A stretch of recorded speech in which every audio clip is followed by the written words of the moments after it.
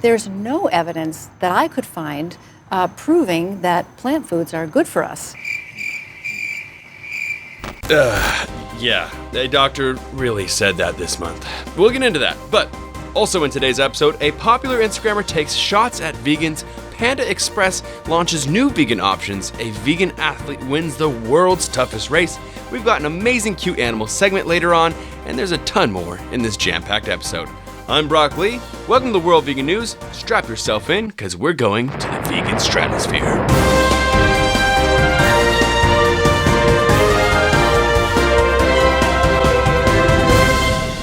In our first story, an Instagrammer by the name of Cooking with Angelica made this video. That's a really solid question. The answer is very deep. The answer is no. As well as posting that clip, she also posted this caption calling vegans stupid. I've seen a few videos on vegans trying to make pulled pork and bacon out of banana peels. Go ahead and Google monkey eating a banana, and you'll see that most monkeys are peeling the banana before eating it. If monkeys are smart enough to figure this out, we should be too. She's trolling, right? What? Bro, what are you talking about, man? She's got to know that no vegans are making banana pulled pork claiming that it's the perfect nutritional meal. It's mostly just for fun to try something new. But also, if we are playing the health game, banana peels are packed with polyphenols, carotenoids, vitamin B6, tryptophan, and all sorts of other antioxidants that fight cancer-causing free radicals in your body. So... You're so dumb. You are really dumb. For real. Next up, Swiss giant Nestle is planning to seriously invest into the lab-grown meat market.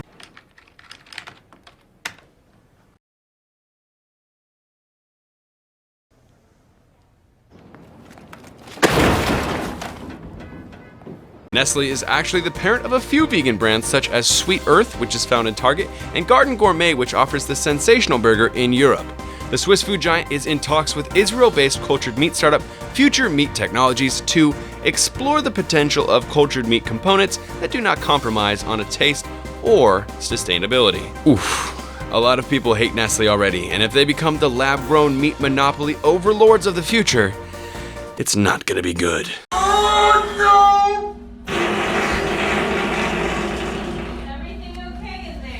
Now, it's become obvious that money is the driving factor for lab-grown meat interest, but in our next story, billionaire investor Jim Mellon is certain that the future will be free from the clutches of the meat and dairy industries. He made 3 bold claims last week. Let's take a look. I've got 3 predictions. One is that in the next 10 years, the dairy industry, as we know it today, where cows produce milk, will be gone.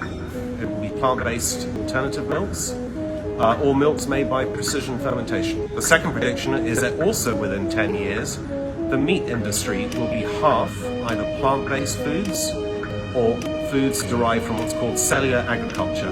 And the third is that within 10 years again, half of the world's fish will be produced in factories. Now, Jim Mellon has made his fortune off of predicting future trends, creating businesses in those fields, and then selling them. So him making this prediction was actually a pretty big deal.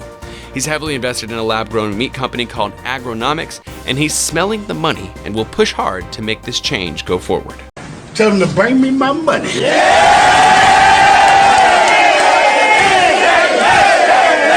In our snack segment of this week, a lot of you will be very happy to know that Oreo's launched another new flavor that is vegan. It's called Salted Caramel Brownie, and it's been rolling out all this month and should be in almost all stores by August. If you didn't know already, almost all flavors of Oreos are accidentally vegan, so if you're hankering for some sweets, they're one of the best ones. Well, why you pouring me? I'm right. Next up, I can't believe I'm even covering this, but in an interview posted this month, Dr. Georgia Eid said plants are not good for you. There's no evidence that I could find proving that plant foods are good for us. But if you're a healthy person, do you need to eat plants? And as far as I can tell, you don't. What? Come on, as a doctor, you can't tell me you said that with a straight face and didn't feel at least a little bit stupid. Wait, shut your mouth. Shut your mouth. I'm sorry, what did You're you just just say? coming off stupid. Now, she said this in an interview where she advocated for a keto diet and later tells people a plant-based diet is not good for health. Now, what they didn't show was this lady's drinking routine before she goes and does her studies.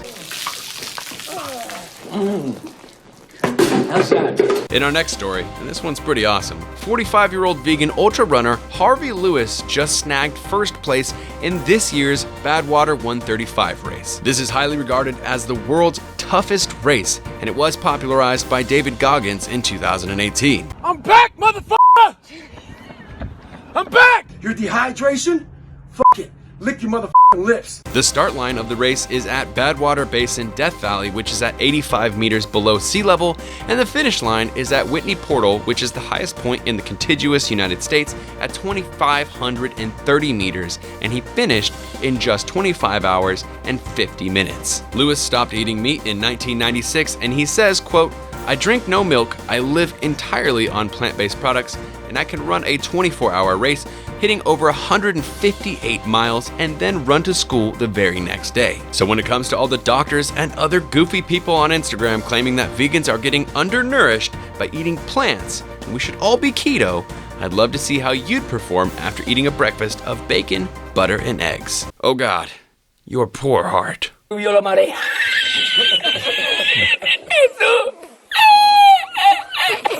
Panda Express launched a vegan version of its iconic orange chicken at test locations in the greater New York City and Los Angeles areas. The new Beyond the Original Orange Chicken is made in partnership with Beyond Meat and features a fully plant-based breading and vegan sauce. The executive director of culinary innovation, Jimmy Wang, said, "We co-developed Beyond the Original Orange Chicken with Beyond Meat to capture the irresistibly crunchy texture of our signature entree while still giving our guests a plant-based option of the dish they know and love." Now, in my opinion, this is pretty awesome news. Along with them having removed chicken broth from their chow mein to make it completely vegan in 2019, Panda Express is moving in the right direction because they do see that the winds are changing. Now, if you remember in last week's episode, I talked about Beyond Meat creating chicken nuggets. Well, it looks like Impossible Meat is doing the same. They're unveiling their new nugget at Dot Foods Redistributor Food Expo this week and hope to get into major restaurants and also schools in the next few years. This is just the beginning of major companies having a vegan nugget war, and after so many decades of waiting, we're now seeing the vegan marketplace explode. So patience has paid off. Tough time never lasts. Only tough people last. And now, since so many of you enjoyed it last week, here's another short segment of Broccoli's favorite animals.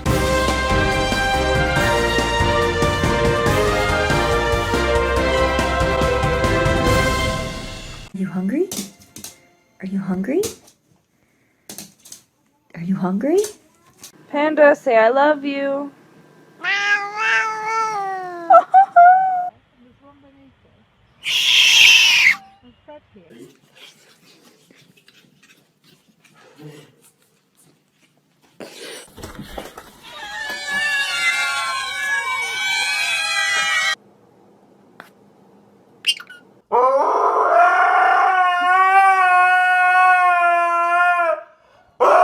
Big thanks as always to my vegan news friends, Plant-Based News, Live Kindly, and Veg News. And as always, if you enjoy these episodes, support with a few bucks by getting your vegan supplements from Vivo Life using code Brian10 and the link in the description.